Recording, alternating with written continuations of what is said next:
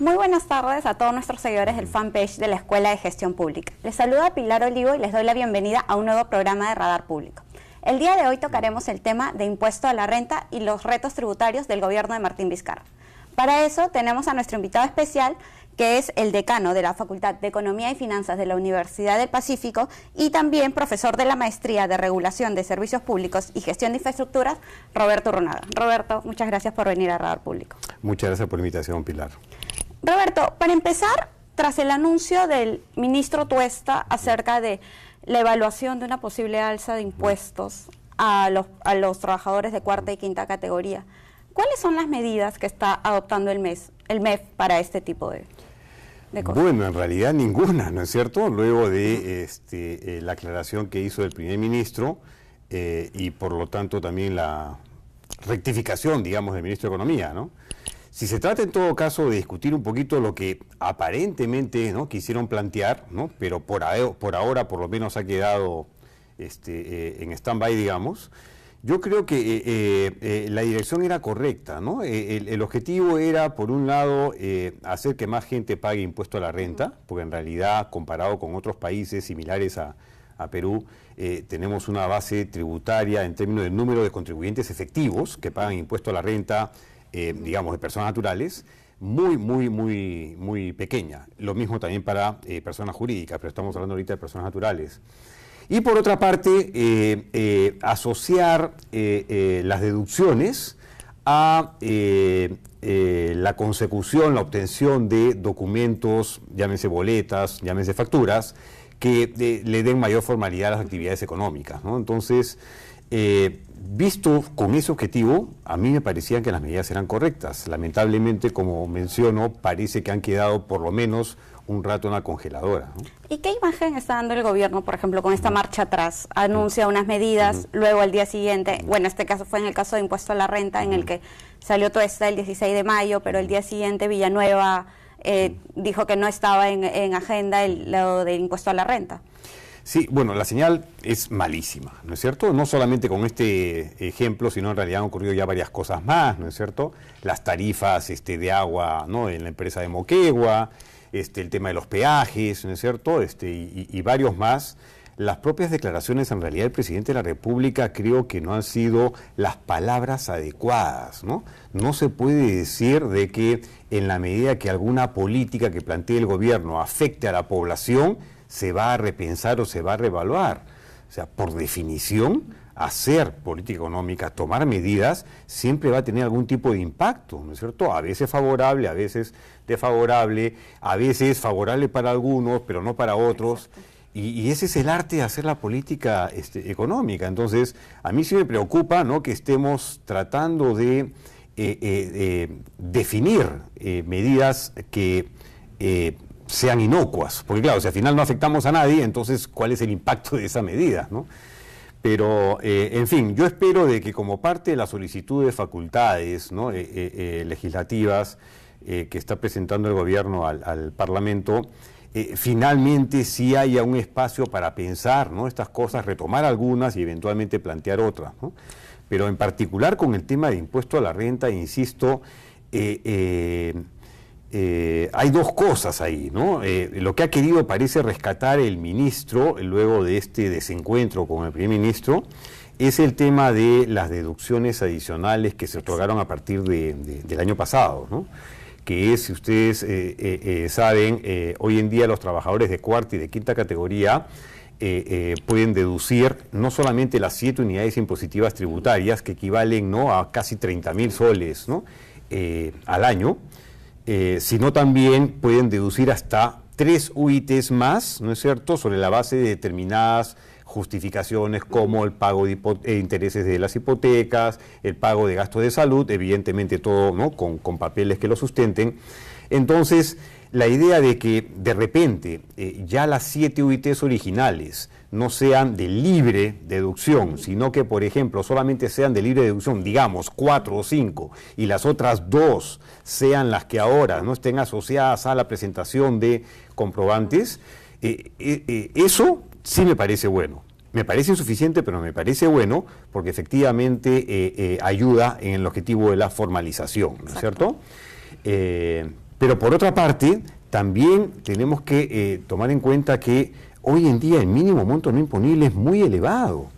Y no es correcto de nuevo decir, como lo ha dicho el primer ministro y lo ha dicho el presidente de la República, que ellos no van a permitir que las personas más pobres paguen ahora impuestos. No son las personas más pobres, son personas que estamos hablando en promedio, esos 30.000, casi 30.000 soles al año, dividido entre 12 meses, estamos hablando en promedio 2.500 soles mensuales, un poquito menos, pero redondeamos en 2.500 soles mensuales, que es todas las personas que ganan menos de eso no pagan impuesto a la renta, ni un sol de impuesto a la renta.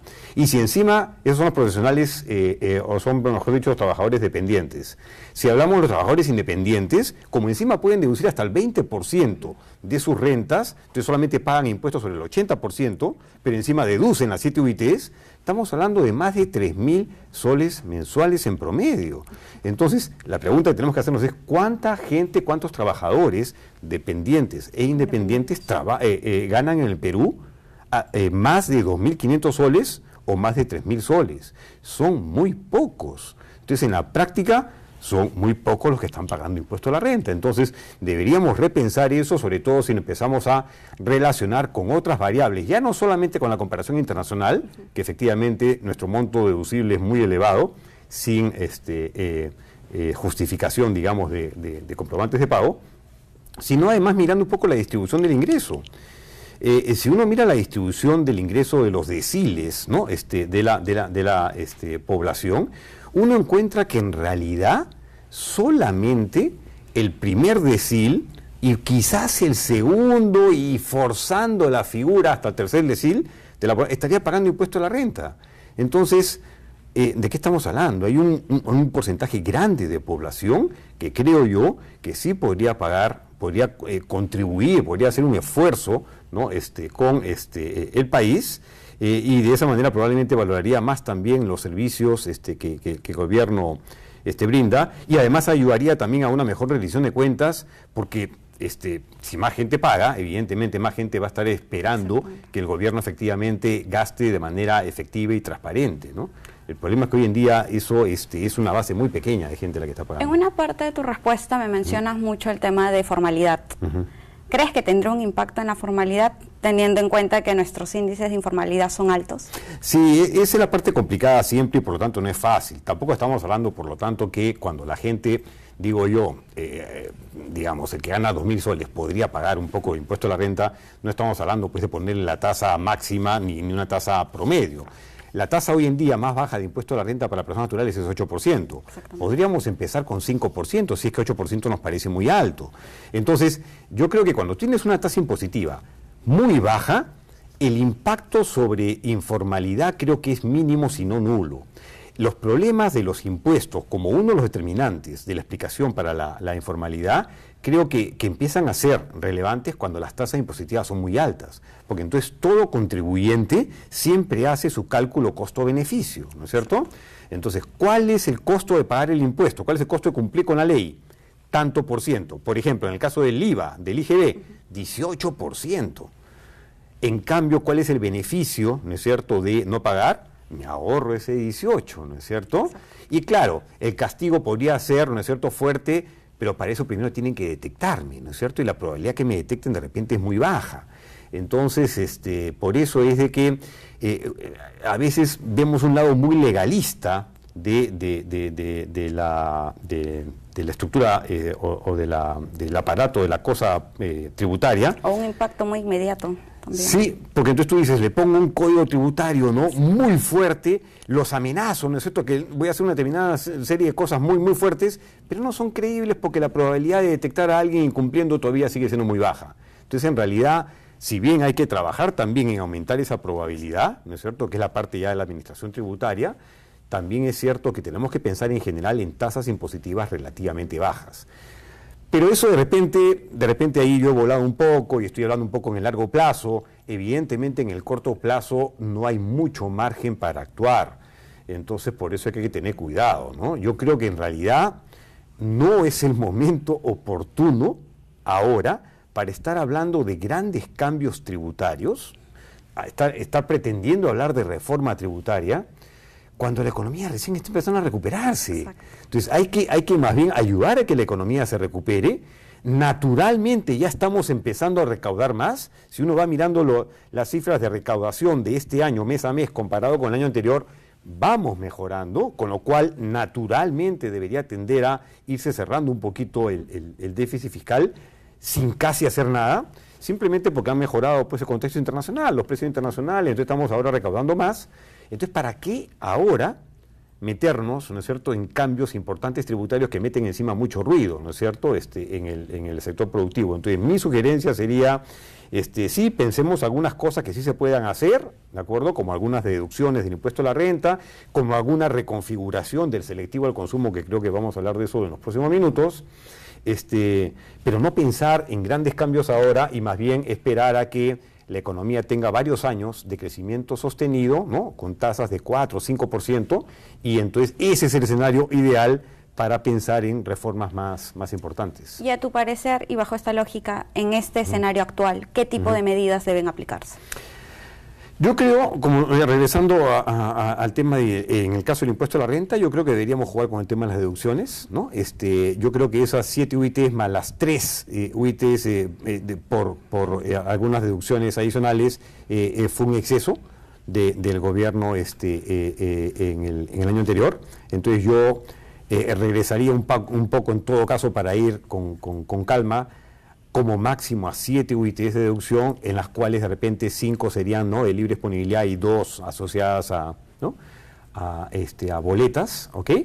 Eso es una cosa que se puede hacer, ¿no?, digamos, relativamente rápido.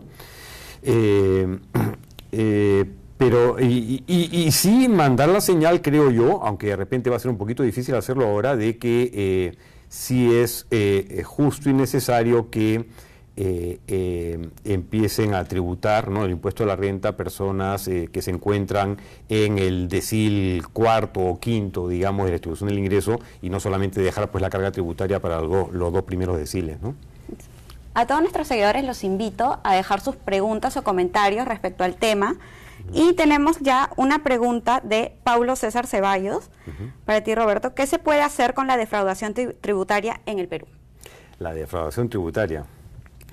Bueno, es un tema complicado, pero creo que efectivamente pasa, en ese caso, más que por una reforma de impuestos, que hay un impacto de largo plazo, porque si tienes una mejor estructura, evidentemente vas a minimizar ese problema, pero creo que eso pasa así por una, no sé si reforma, pero digamos por medidas concretas dentro de la administración tributaria. Y no solamente la SUNAT, cuando hablamos de administración tributaria me refiero tanto a la SUNAT, que de repente, bueno, es la que tiene el grueso de la recaudación de impuestos, pero a todos los recaudadores, que son también, por ejemplo, las municipalidades a través de su SAT, etcétera, ¿no? Y tiene que ver, creo yo, de nuevo, los castigos a veces no funcionan. Es muy bonito poner en una norma, ¿no es cierto?, que una vez que te detecto, te sanciono ejemplarmente, y entonces eso sirve para que nadie más me defraude en el futuro, ¿no es cierto?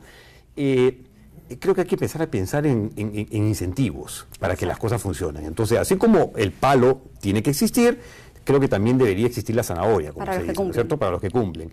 Y eso, ahí hemos avanzado muy poco. Más allá de una cartita que alguna vez he recibido yo de la municipalidad, lo felicito por ser un buen contribuyente, uno se siente feliz de recibir una cartita, ¿no es cierto?, pero en realidad, ¿qué incentivos más concretos podemos tener, ¿no?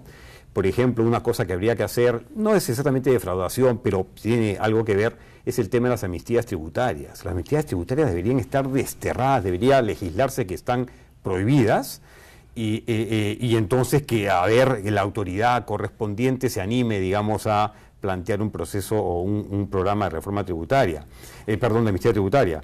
Porque en realidad, yo siempre cito esto a mis alumnos, hay un artículo famoso de Robert Barro, es un importante economista, que alguna vez, hablando de lo negativo que son las amnistías tributarias, por la inconsistencia temporal que generan, ¿no?, los incentivos que generan en los contribuyentes a mejor no pago a tiempo porque sé que tarde o temprano me van a perdonar, ¿no es cierto? Entonces, con eso castigo a los buenos pagadores y premio a los malos pagadores. Entonces, Robert Barro sugería una amnistía tributaria exactamente al revés. Decía, prometamos a toda la población, ¿no es cierto?, de que vamos a darles un periodo, ¿no es cierto?, de amnistía, ¿de acuerdo?, para perdonarles todo, y una vez que logras registrar a muchos de los que están en falta, les dices, fue una broma, ya los tengo registrados y ahora les aplicas no solamente las tasas de siempre, sino con moras, intereses y todo lo demás.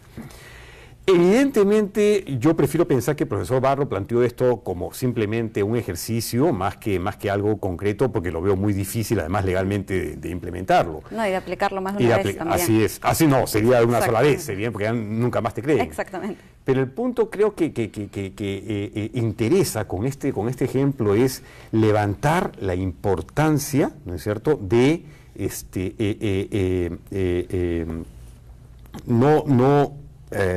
pretender hacer comportamientos fuera de lo normal. Porque si no, claro, yo puedo intentar engañarte para lograr mi objetivo, ¿no es cierto? Y luego el que sale perjudicado eres tú. Entonces, lo mejor es que todos cumplan, ¿no es cierto? Y de esa manera nos evitamos estos problemas, ¿no? Y creo que es también una suerte de confianza, ¿no?, del ciudadano, del de querer también esa voluntad propia de pagar sus impuestos. Es correcto, y tiene que ver también efectivamente con qué cosa le das tú a cambio.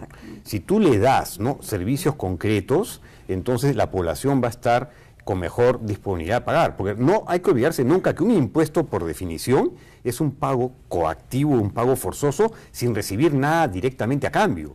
Entonces, a mí me gusta de repente no gastar 5 soles en un chocolate porque inmediatamente disfruto el chocolate, pero pagarle al gobierno 5 soles y yo no veo nada directamente, claro, lo veré luego si tengo una mejor seguridad, una mejor educación, una mejor salud, pero no lo veo directamente. Entonces, me tienes que convencer de que me vas a brindar un buen servicio.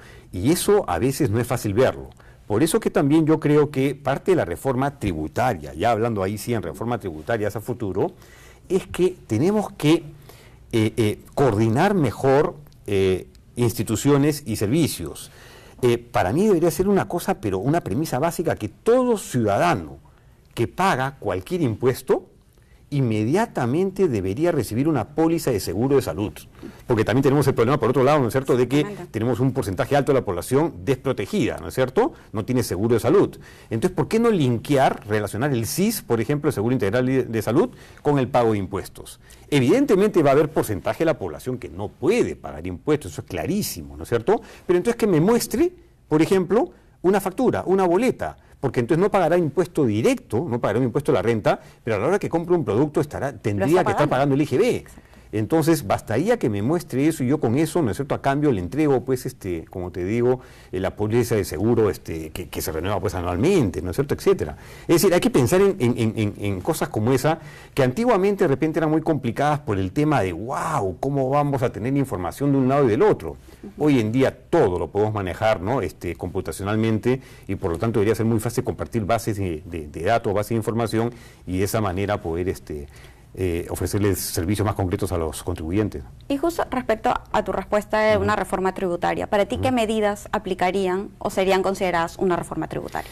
En la medida, yo hablo de reforma tributaria cuando entras por los dos lados, por el lado de la administración tributaria y por el lado de la estructura tributaria.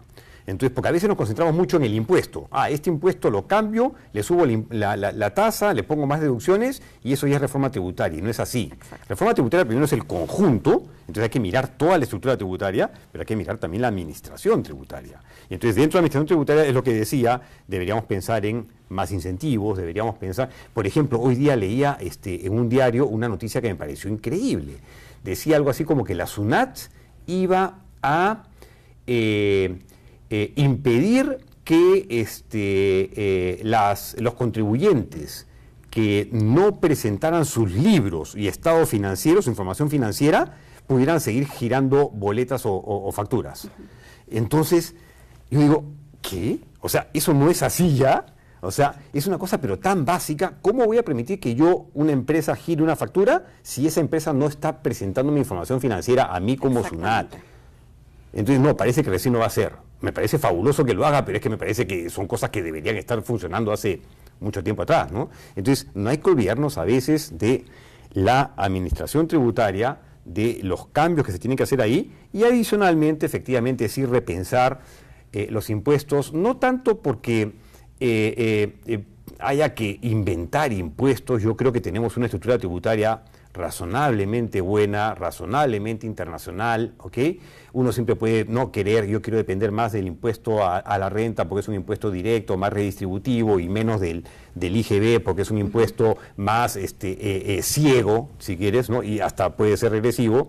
Pero más allá de eso, que sí pasa en los países desarrollados, en los países en desarrollo normalmente dependen más del IGB. Entonces, yo no creo que por ahí vaya mucho la cosa, pero sí, en términos de aumentar la base tributaria, eso es clarísimo. Más personas y más empresas tienen que pagar impuesto a la renta. Y regresando un poco al tema del selectivo al consumo, yo creo que hay que completar y corregir lo que se ha hecho mal en este conjunto de medidas, que no son una reforma tributaria, pero que es lo único que hemos avanzado hasta ahora, ¿no? Que es, a mí me parece que va en la dirección correcta, por fin, el asunto de ponerle más peso o tasas impositivas más altas a los combustibles más contaminantes, porque la lógica del impuesto selectivo al consumo es corregir la falla de mercado que está detrás, que es la contaminación, ¿ok? Que daña la salud también. Que daña la salud, ¿no es cierto? Que genera congestión, además, ¿no es cierto? Etcétera. Pero eso va totalmente, o esa lógica se rompe automáticamente cuando simultáneamente le pones nuevamente el impuesto selectivo al consumo a la importación de vehículos nuevos, ¿no? Que la habíamos tenido muchos años atrás y que afortunadamente se eliminó hace varios años, con lo cual se incentivó que la gente empiece a reemplazar vehículo viejo por vehículo nuevo. Pero no, ahora nuevamente encareces relativamente vehículo nuevo respecto al vehículo antiguo, y evidentemente el que contamina menos es el nuevo que contamina más. Entonces ahí hay una inconsistencia, ¿no? El ministro dice que básicamente lo ha hecho por motivos de recaudación, pero ahí también creo que hay un error del ministro, porque el impuesto selectivo al consumo, su principal finalidad no es recaudar. Obviamente recaudas, pero no es recaudar. Tan es así que hoy en día representa el 7% nada más de la recaudación de impuestos. Es un impuesto principalmente que debería seguir el criterio de eficiencia económica y por lo tanto corregir las fallas que el sector privado por sí mismo no es capaz de corregir, ¿no? Roberto, seguimos recibiendo algunas preguntas, esta vez de Miguel Contreras. ¿Qué sucede con las deudas de renta de grandes empresas que están impagas? Justo regresando a tu última respuesta. Bueno, ahí no conozco el detalle de las cifras, no estoy investigando los temas tributarios hace un buen tiempo, pero digamos, atendiendo a la pregunta, si efectivamente hay ese problema, lo que hay que hacer es renegociar, ¿no? Uno puede, como contribuyente, ya sea persona natural o persona jurídica, plantearle a la SUNAT una reestructuración del pago de los impuestos, ¿no es cierto? Y lo que tiene que hacer ahí, de nuevo, la administración tributaria, en este caso la SUNAT, es aceptar, a veces negociar, pero aceptar, digamos, los planes de pago de los contribuyentes que quieren cumplir, ¿de acuerdo? Y no ahogarlos con intereses morosos, deudores y qué sé yo, ¿no? Entonces, no conozco ahí ya el tema legal, si es que efectivamente no tiene margen de maniobra para eso o no, pero yo creo que esa es la manera correcta de tener el tema, porque es igual que cualquier otra deuda. La deuda tributaria es igual que cualquier otra deuda. La deuda que yo puedo tener con el banco, la deuda que puedo tener, ¿no?, con un tercero. Si yo enfrento temporalmente problemas para su repago, en lugar del perro muerto, ¿no?, con lo cual se me cierra, ¿no es cierto?, el crédito, lo que trato de hacer es acercarme a la institución financiera, ¿no es cierto?, y renegociar.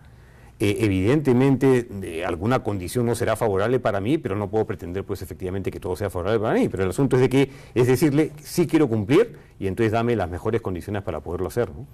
Y justo estábamos tocando este tema, el de los combustibles, tanto ahora que hace unos días nada más el gobierno ha dicho que quizá evalúen esa indecisión, sí, justo ya saliéndonos quizá un poco más del tema. Justo recibimos algunos comentarios de que ven sus impuestos distribuidos, no sé, en corrupción, en coimas, y no solo hablan del poder del Estado, sino también por parte de las empresas. ¿Cómo puede hacer el gobierno para, a pesar de que esas medidas económicas también logren, no sé, consolidar su credibilidad? A ver, lo primero es, antes de entrar en temas de corrupción, lo primero es efectivamente pensar primero bien las medidas, discutirlas, ¿no es cierto?, dentro del equipo, y una vez que se toma una decisión, comunicarlas y ejecutarlas, y comunicarlas de la mejor manera, porque uno puede explicar muy bien los cambios en el selectivo al consumo y no generar, pues, como se ha generado una especie de terrorismo económico, ¿no es cierto?, en los medios, que los periodistas de frente van y le preguntan a veces a algunos analistas qué piensa del paquetazo. Entonces, ¿cuál paquetazo?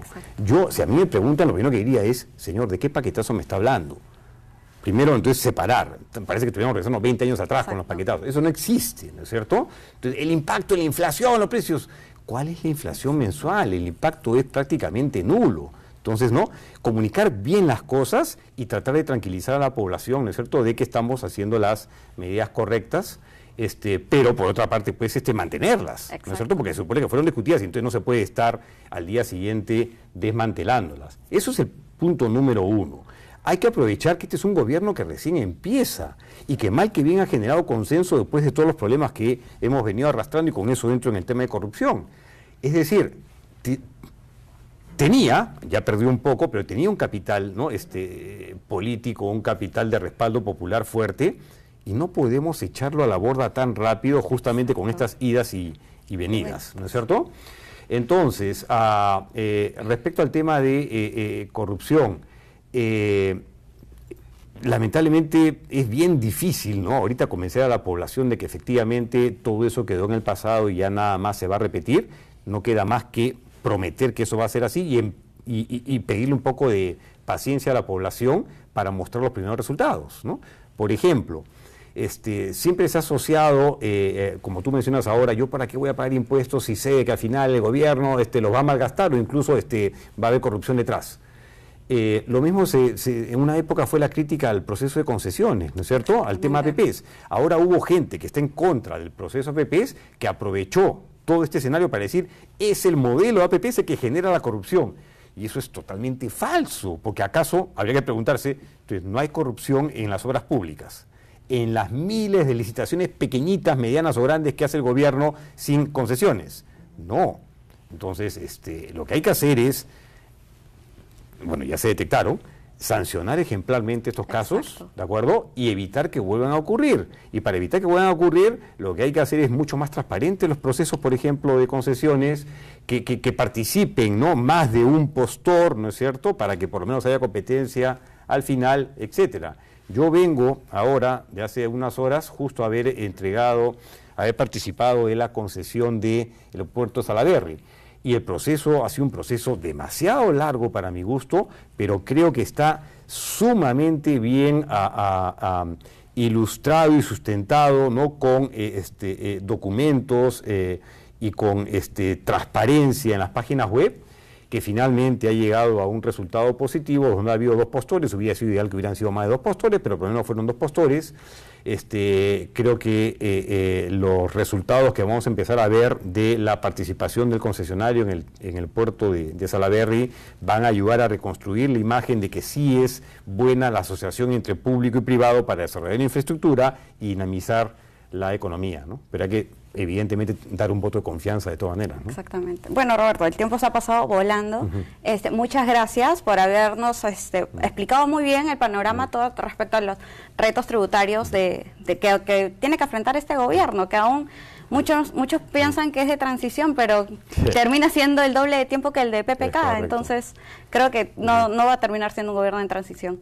Te agradezco mucho que hayas venido. Muchas gracias a ustedes. A todos nuestros seguidores, en breve el video va a estar publicado en el fanpage de la Escuela de Gestión Pública. Hasta la próxima edición de Radar Público. Buenas tardes.